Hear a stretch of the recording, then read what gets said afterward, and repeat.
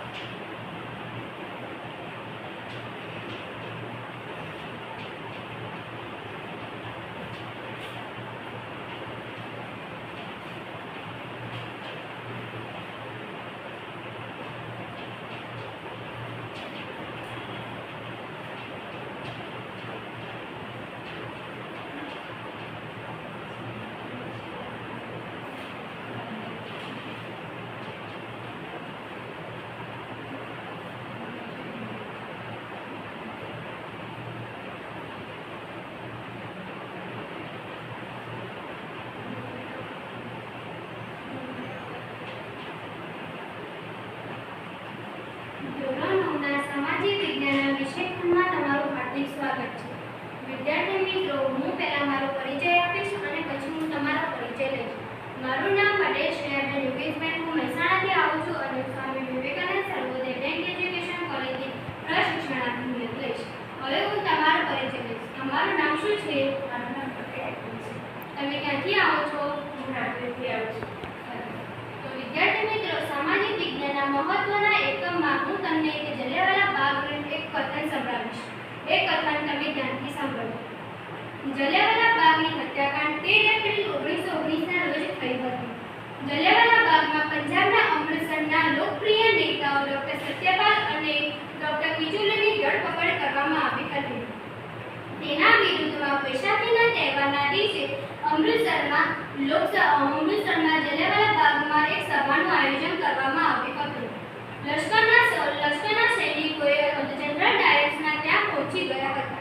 કશી પણ ચેતવણી આપ્યા વગર તેઓ ગોળીઓ મશીનગરમાં ગોળીઓનો વરસાદ નિર્દોષ પ્રજા પર કરવામાં આવ્યો હતો. બાગમાં ચારે બાજુ ઊંચી દિવાલો, એક જ માર્ગ અને બહાર નીકળવાનો કોઈ માર્ગ ન હોવાથી સંખ્યાબંધ પ્રજાઓ ગોળીકાંડનો ભોગ બન્યા હતા. આ હત્યાકાંડમાં 379 લોકો માર્યા ગયા અને 1200 લોકો ગવાયા. બ્રિટિશ સરકાર તેમજ કોંગ્રેસના મત મુજબ 1000 લોકોનું મૃત્યુ દર્શાવવામાં આવ્યા હતા. બ્રિટિશ સરકાર જનરલ ડાયર્સને બચાવવાનો પ્રયત્ન કર્યો હતો. આ સમયે ગાંધીજીએ અંગ્રેજોના પ્રત્યે શ્રદ્ધાંજલિ ત્યજી દીધી હતી. આ બનાવથી રાષ્ટ્રીય એકતા બનવાનો ફાળો બન્યો હતો. આ આંદોલનથી રાષ્ટ્રીય એકતામાં એક મહત્વનો ફાળો બનાવવામાં આવ્યો હતો. તો વિદ્યાર્થી મિત્રો, આ કથનમાંથી હું તમને કેટલાક પ્રશ્નો પૂછીશ.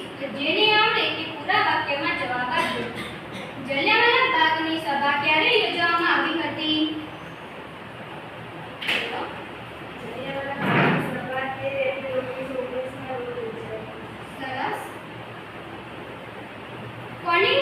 કોના ધરપકડની વિરુદ્ધમાં જલિયાવાલા બાગની સભા યોજવામાં આવી હતી? બોલો. ડોક્ટર સત્યપાલ અને ડોક્ટર કિચુલીની ધરપકડના વિરોધમાં જલિયાવાલા બાગમાં સભા યોજાઈ. સુંદર. લોકો બાગની બહાર કેમ ન નીકળી શક્યા?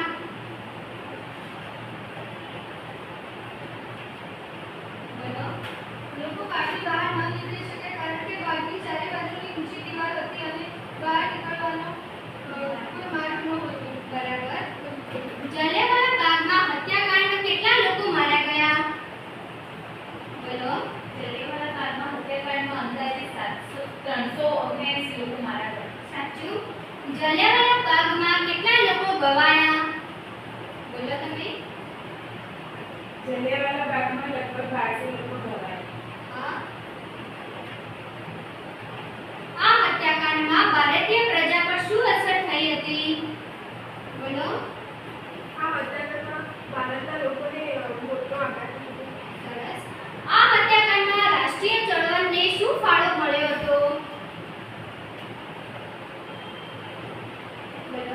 કલાને સમગ્ર દેશમાં રાષ્ટ્રીય એકતા સ્થાપવાનું હતું.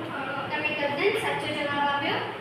વિદ્યાર્થી મિત્રો, આજના શિક્ષણ કાર્ય દરમિયાન તમે મને જે સાથ સહકાર આપ્યો તે બદલ તમારો અભિનંદન.